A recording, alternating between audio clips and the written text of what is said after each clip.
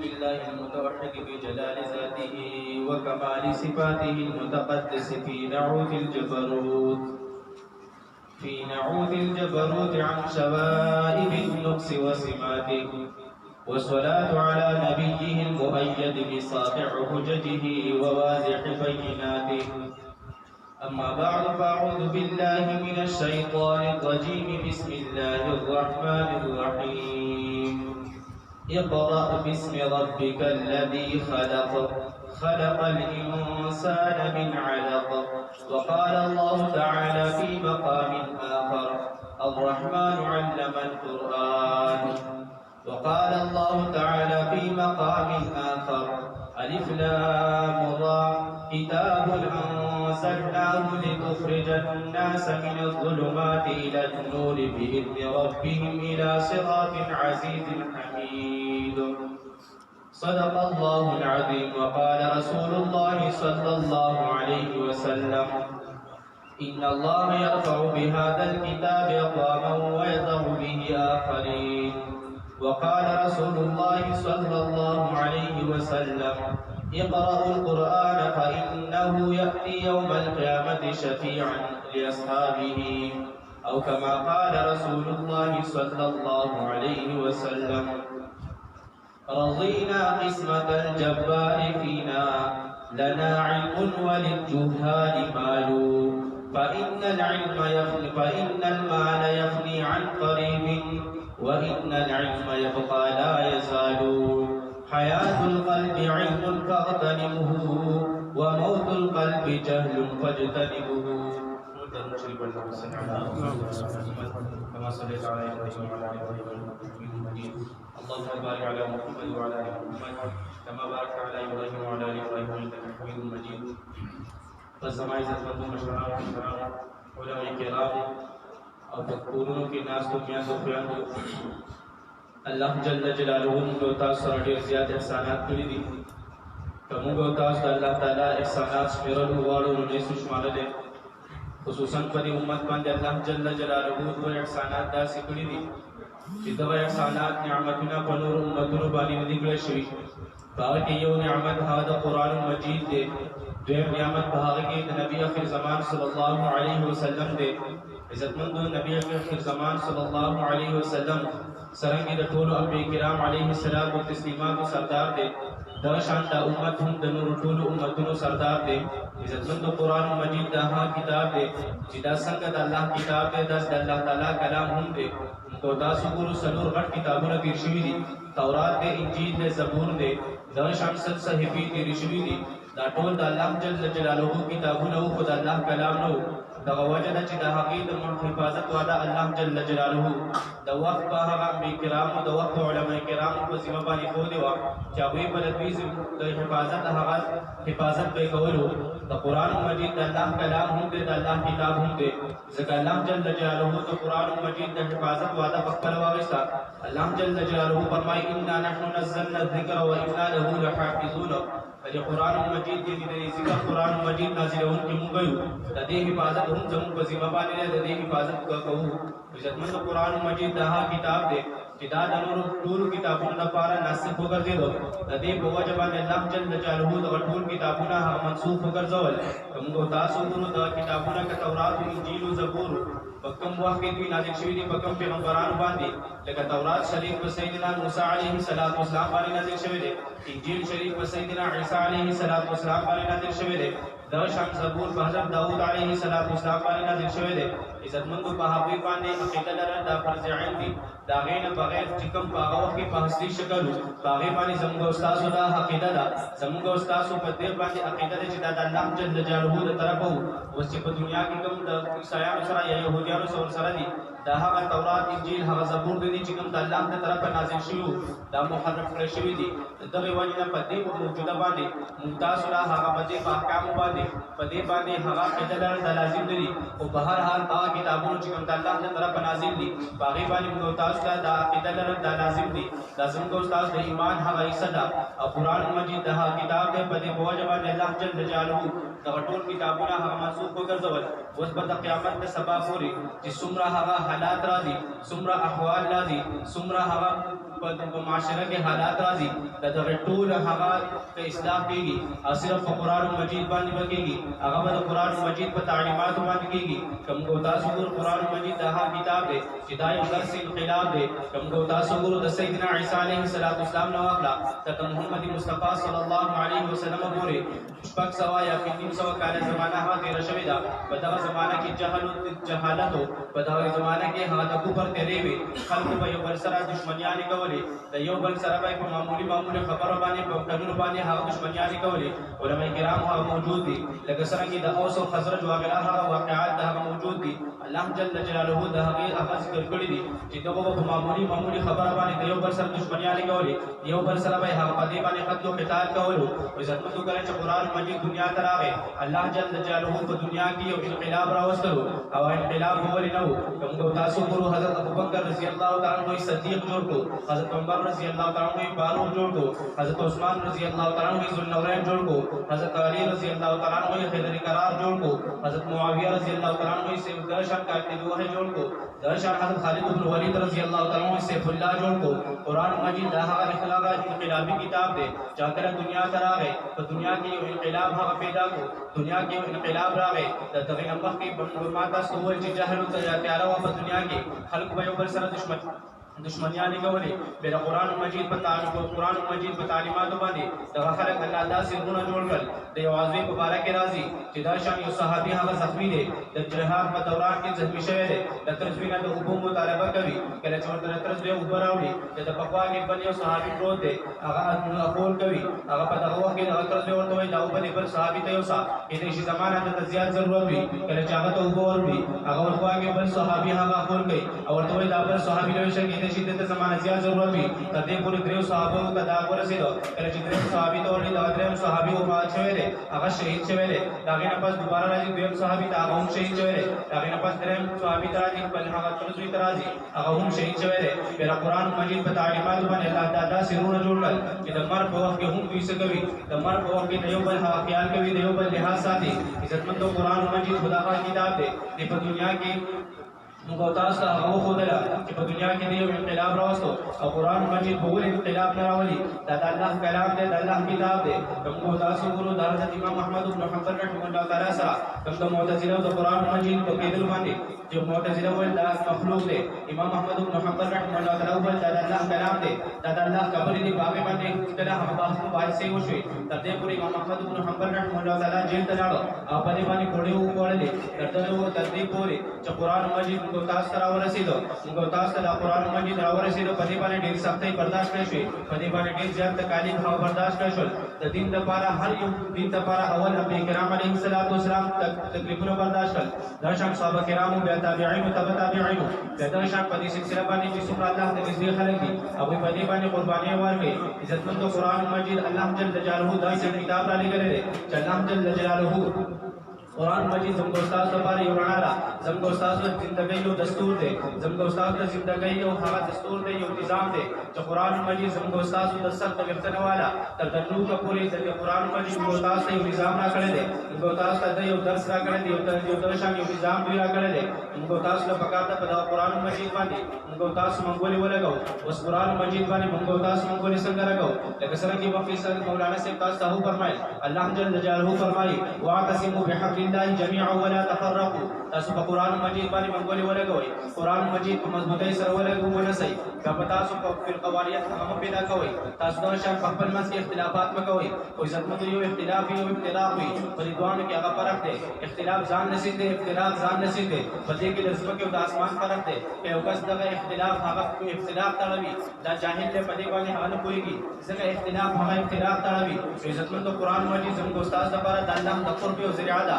الله ته رسیدلو یو ذریعه ده او عزتمند د قرآن مجید تعلیم الله جل جلاله اولین فریضه زموږ استاد لپاره ګرځولې ده کوم تاسو ګورو د عیسی علیه السلام نو واخلا تر د نبی علیه السلام پورې دا شان 300 کاله زمانہ تیر شوې ده په دې زمانہ کې قسم جهالت الله جل جلاله چې کړه سیدنا محمد مصطفی صلی الله علیه وسلم دنیا ته راولېږلو اولنی وحی الله جل جلاله کوي الله جل جلاله فرمایي اقرأ باسم ربك الذي خلق الانسان من علق دی وخت کې الله جل جلاله د تعلیم او تعلم وحی وکړه الله جل جلاله درس ورکړي د تعلیم او تعلم چې تاسو زده کړو کوي د شان بیا د بل ته وخای کړه دین په یو بهترین څه الله جل جلاله ته وي نو په دغه وخت کې به وحي الله تعالی دا به کړی وي ځکه په هغه وخت کې داسې وحي هم کېدل شو بل ما انزل دغه شان الله جل جلاله داسې وحي هم کولای شو چې تاسو د الله ذکر وذكر الله د الله ذکر وکړئ داسې وحي هم کېدل شو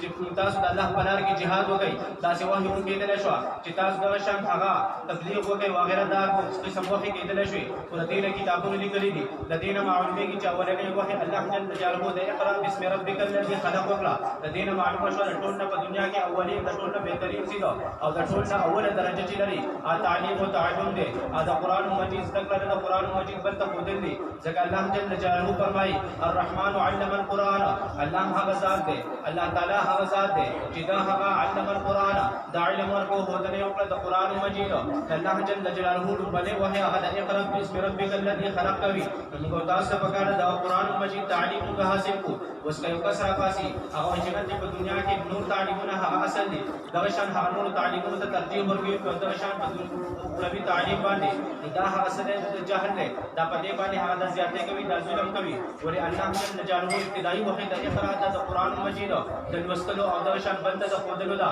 چې قرآن په خپل ځکه بیبل ته ولولا عزتمند قرآن مجید د هغه محفوظ کتاب دی چې الله جل جلاله د حفاظت وعده په خپل اغوښتله لکه څنګه هغه کتابونه لیکلي دي یو واقعا هغه نقل کړی دا او واقعا کې چې د هارون رشید بادشاہ په زمانه کې دا شان د بکار یو محفل منعقد کولو دغه محفل تبع قسم علماء کرام راتل د هر مذهب سره تعلق لرونکي علماء کرام راتل هغه په محفل کې د خپل مذهب متعلق پرچار کولو دغه بیان به کولو دغه تقریر به کولو هارون رشید بادشاہ دا شان کړه د محفل منعقد کو یو عیسائی راغی په دغه محفل کې د یو بهترین قرماز او د شان د یو بیان وکړو د تقریر وکړو ډېر ټوس تقریر وکړو ډېر بومباز او محققانه طریقې سره تقریر وکړو کله چې د تقریر ختم کو هارون رشید بادشاہ دا راوستلو هارون رشید بادشاہ ته وایي ته مسلمان شې موږ ته قسمه قسم اکرامونه درکو تا ته موږ قسمه قسم عزت درکو تا ته موږ انعامات درکو د انکار وکړو چې هیڅ داسې نشي کېدی چې زه د خپل پلار نیکه هغه دین پرېږدم د خپل پلار نیکه دین پرېږدم او زه هغه مسلمان شم دا خو نشي کېدی خو کله چې د هارون رشید بادشاہ دا خبره وکړه دا وایي د بیا د خپل واقعه په خپل بیانوي چې کله مسلمان شوی دی دا وایي زما په ځکه یو ټک وشوه چې عیسایان وایي زموږ کتاب محفوظ دی زموږ کتاب کوم انجیل لا محفوظ دی دا شان يهوديان وایي چې زموږ کتاب محفوظ دی زموږ کتاب محفوظ دی چې هغه تورات شریف دی دا شان مسلمانان وایي چې زموږ کتاب محفوظ دی هر یو مسلک والا وایي هر یو دین والا وایي زموږ کتاب محفوظ دی دا وایي زما په ځکه یو ټک وشوه چې زه د دې څخه لاړ شم زه به یو کار وکړم چې زه خو یو بهترین خطاط یم زه به د دې درې واړو کتابونو دا نسخې ولیکم دوه نسخې به د دې ولیکم بیا به د هر یو د تورات والا چې کوم هغه یهودیان دي د هغوی عبادتخانې ته به دا یوسم دغه شان د انجیل نسخې به ولیکم دا به د عیسایانو عبادتخانې ته یوسم دغه شان د قرآن مجید هغه نسخې به ولیکم دا به د مسلمانانو مدرسې د هغوی عبادتخانې ته یوسم دیکھو ماته پته ولګي چې کوم یو کتاب هم محفوظ دی کوم یو دین حق دی دا وایي بهترین خطاطوم زما خطاطي په بازار کې په بهترین قیمت باندې په اعلی قیمت باندې خرڅېدله د دې وجه نه وایي ما دوه نسخې ولیکلې ما د تورات شریف دغه نسخه ولیکله دا ما راوړله د یهودیانو کوم عبادتخانه وه هغې ته مې وړله کله یهودیانو ته دا ما پېښ کړه هغوی زما قسمه قسم اکرام وکړو هغوی زما ډېر عزت وکړو ما د دغه نسخو په وجه باندې ډېر زیات هغه انعامات راکړل وایي کله چې دوی ما سره دا معامله وکړه زه د دې څخه نه راووتم ما وویل چې بلکل چې په دې وخت کې تورات دا محفوظ نشي کېدی ولې وایي په دې کې ما د خپل طرفه د شان تحریفات کړي زیاتې مې پکې کړی او څه مې پکې کمې کړی وایي د دې نه پس ما د انجیل شریف دا کومه نسخې وي دا مې د عیسی په دغه وخت کې د نصرانیانو هغه کومه عبادتخانه وه هغه به عبادتخانې وي هغوی ته مې ویوړې وایي هغوی زما قسمه قسم اکرام وکړو هغوی ما ته ډېر غټ عزت راکړو هغوی زما له په دغې نسخو په لیکلو باندې انعامات راکړل وایي زما په زړه کې بیا یوه ټکه وشوه چې هرګز داسې نشي کېدی دا محفوظ نشي کېدی دا کتاب دا دین هغه حق سچ نشي کېدی ځکه په دې انجیل کې ما د خپله طرفه ډېر زیات تحریفات کړي په دې کې ما تحریف کړی په دې کې مې زیادت کړی او کمې مې کړی دوی ته د هغې ادراک ونه شو دوی د هغوی ادراک ونه کړو او ما ته یې دومره اعزاز ما دومره اکرام وکړو ما ته یې دومره انعامات راکړل وایي د دې نه پس ما د قرآن مجید دغه نسخه یو مدرسې ته یوړله یو عالم ناست دی هغه خپلو شاګردانو ته د قرآن مجید درس ورکوي وایي قرآن مجید درس ورکوي په دې کې ما دا نسخې دوی ته مخکې کړې وایي چې کله یې وکتل وایي چې ډېر بهترین خط دې کړی دی ډېر بهترین هغه لیکل دې کړي دي خو صبر وکړه دا موږ وګورو وایي کله چې د سورې بقره شروع کړه سورې نساء مخکې روان دي وایي چې د زیر ضرورت دی د زبر لګیدلې دی وایي چې شاګردانو ته چې تاسو ګورئ دلته خو زبر لګیدلې د زیر ضرورت دی تاسو ګورئ چې دلته د زیر ضرورت دی دی ولې دا زبر لګولې دی مخکې روان دی بیا مخکې لاړو په بل ځای کې د پیښ ضرورت دی د زبر لګولې دی کله چې دوه کتل چې په دې کې د زبر زیر هغه تحریف کړی دی زبر زیر بدل کړی را بدل کړی دی په دې کې دغه عالم ورته وایي چې ظالم ته په قران مجید کې تحقیق کول غواړي پر شاګردانو ته وایي نه سي دا ظالم هم قتل کوي په دغه وخت کې چې کله دا شاګردان پاسي او دغه کس پسې پاسي دا ورته وایي ماته مهلت راکړي ما دا کوم عمل کړی دی ما دا سوچ نه کړی دی کله دې ته مهلت ورکړ شو دا ورته خپل ټول واقعا ذکر کړه چې دغه شان جلاله مې محفل تا هغه کې دغه شان عیسایان وایي زموږ کتاب هغه محفوظ دی دغه شان يهوديان وایي زموږ کتاب محفوظ دی مسلمانان وایي زموږ کتاب محفوظ دی دوی کې هر یو وایي زموږ دین حق دی ما په دې بنیاد باندې چې کوم دین حق دی د باغی باندې منګولې ولګوما کوم دین حق دی هغه روانه سما لہذا د عالم ته ول ما ته کلمه وایا او زه مسلمانې کوم ما ته کلمه وایا په دغه وخت کې د هارون رشید بچا ته پاینده کال کې خپل واقعیا بیانای دا غینه ورته پس وایي زما د اسلام راوړلو سبب هم دغه دی چې ما دغه ته کله دا خطاطي وکړه ما دا کتابونه ویوړل او د شان د يهوديانو عبادت خانه ته ویوړل د شان د نصرانيانو عبادت خانه ته ویوړل او بیا موږ مسلمانانو مدرسې ته ویوړل نو زما د اسلام راوړلو هم دغه سبب دی او عزتمند قرآن مجید دا هغه محفوظ کتاب دی د دې یو زیر زبر هم دی کې څوک تبدیلی نشي کولای ولی چې د دې د محفوظیت د دې د حفاظت واده الله جل جلاله په خپل غسلا عزتمند اوس موږ تاسو ته پکار ده په دنیا کې موږ تاسو چې کله په قرآن مجید باندې موږ ولګو کله قرآن مجید راوړسو موږ تاسو په مغالب هم یو موږ تاسو ته الله جل جلاله په دنیا کې غلبه راکړي لکه کله چې شیخ الهند رحمه الله تعالی دا شان د شیخ الهند رحمه الله علیه دا هغه سیدا د دارالعلوم دیوبند هغه محتمم دي علما ناس دي زموږ مشر هم راورسېدو او په هر حال هغه د دارالعلوم دیوبند محتمم دي دا یو د علماء دیوبند یو خیل دی دا فرمایي دغه شان د جنگ هند د هند کوم ازادي وا هغه ټول جنگ د کم هغه حالاتو دا ټول د هغه لړاو کړی دي دا فرمایي چې کله دې په دغه د هند په دغه معرکه کې دا ونیول شو او دا د مالټي جیل ته لاړو دا وزره مالټي جیل ته لاړم په مالټي جیل کې بندیوانه ما په مالټي جیل کې ځما وای ما ځان سره قسم سوچونه فکرونه شروع کړل ما په قران مجید کې تدبر شروع کو باغ کې ما فکر شروع کو چې آیا زموږ مسلمانانو سوجره چې داسې مغلوب کړل شول داسې ذلیل کړل شول مخکې زموږ مسلمانان غالب وو زموږ مسلمانان هغه ډېر په اعلی مقام باندې هغوی د عزت حاصلو نن ولې داسې ورځ راغله چې زموږ هغه مسلمانان مظلوم ذلیل کړل شول زموږ مسلمانان مغلوب کړل شول د دې سوجره وای ما چې کله په دې باندې سوچ تدبر وکړو دا غي مین وجه هم دا وا چې زموږ مسلمانانو قران مجید پرې خودلو زموږ مسلمانانو د قران مجید هغه تعلیمات پرې خودلو زموږ مسلمانانو هغه تعلیمات چې کوم ورته الله جل جلاله ور کړی دي هغه تعلیمات چې د حبیب رسول الله مبارک صلی الله علیه وسلم را کړی دي هغه تعلیمات پرې خودل دا ابتدایي د مسلمان د ذلیل کېدلو د مسلمان د مغلوب کېدلو هغه سبب هم دغه دی چې کله د قران مجید هغه پرې خودلو عزتمن موږ تاسو نه پکار ده چې قران مجید هغه باغی باندې موږ ولګو څنګه چې قران مجید باندې دا د انارینو د لپاره هغه ضروري ده چې قران مجید خپل بچو ته تعلیم ورکړي خپل د قران مجید هغه تعلیم حاصل کړي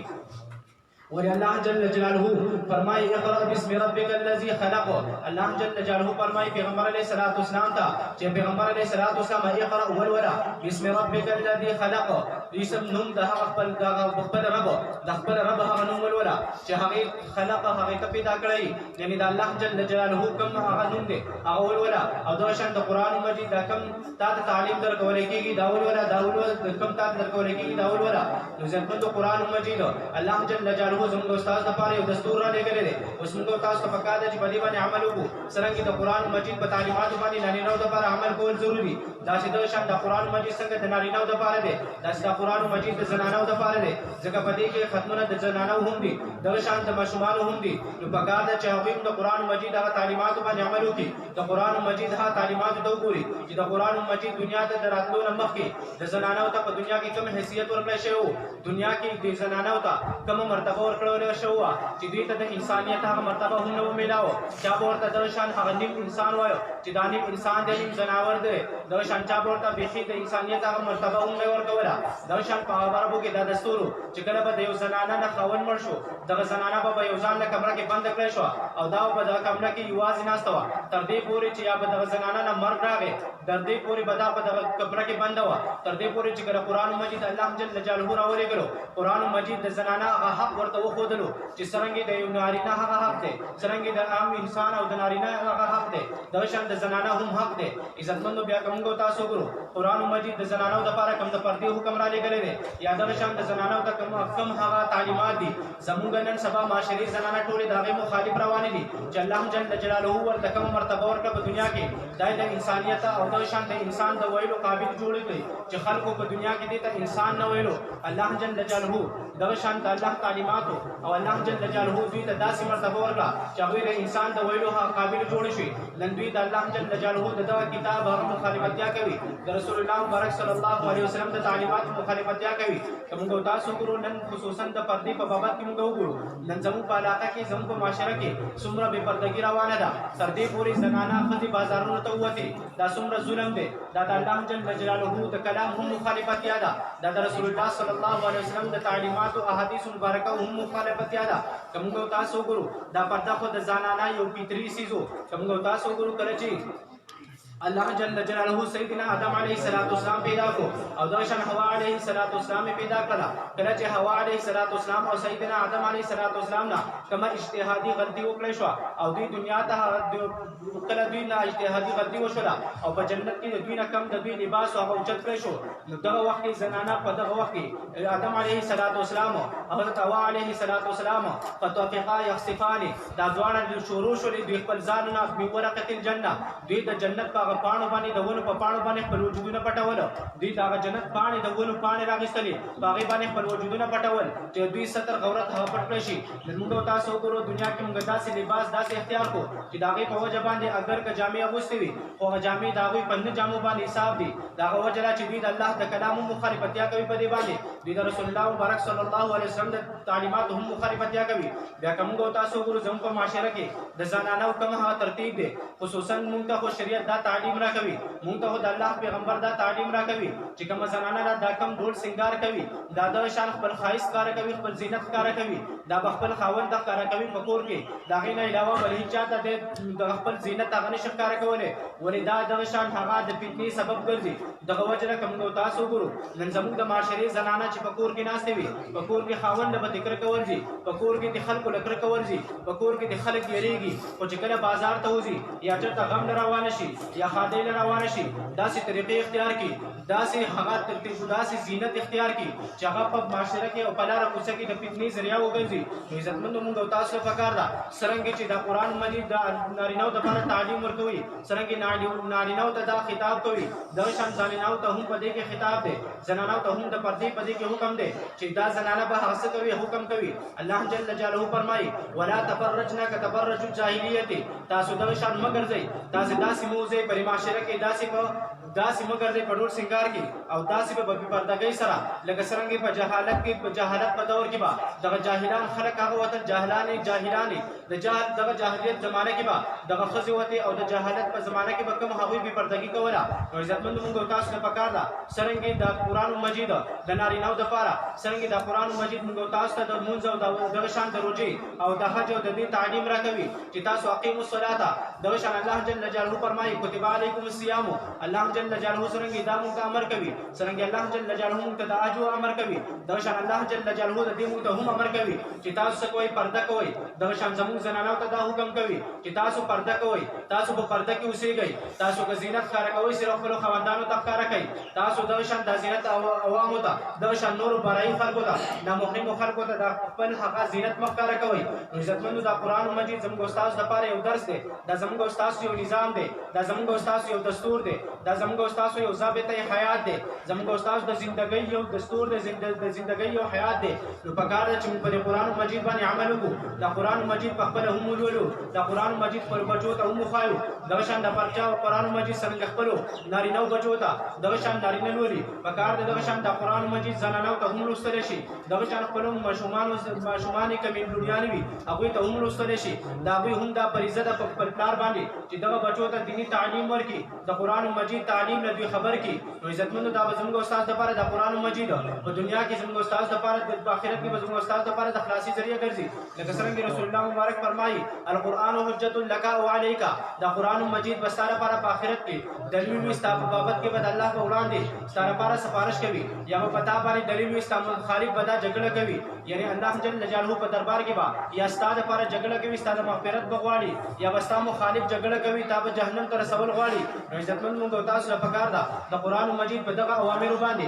په دغه نواهیات باندې عمل وکړو ان شاء الله دا زموږ استاد لپاره په دنیا کې هم د عزت سبب ګرځي دا زموږ استاد لپاره په دنیا کې د کامیابی ذریعہ ګرځي او په آخرت کې به هم زموږ استاد لپاره د نجات او د کامیابی ذریعہ ګرځي نو ان شاء الله موږ تاسو لپاره پکار ده چې موږ کناري نه دي زنانه دي د قران مجید په دغه احکاماتو باندې په دغه اوامر باندې عمل وکړو دا به زموږ استاد لپاره د دنیا او د آخرت د کامیابی ذریعہ وګرځي واخر دعوانا الحمد لله رب العالمين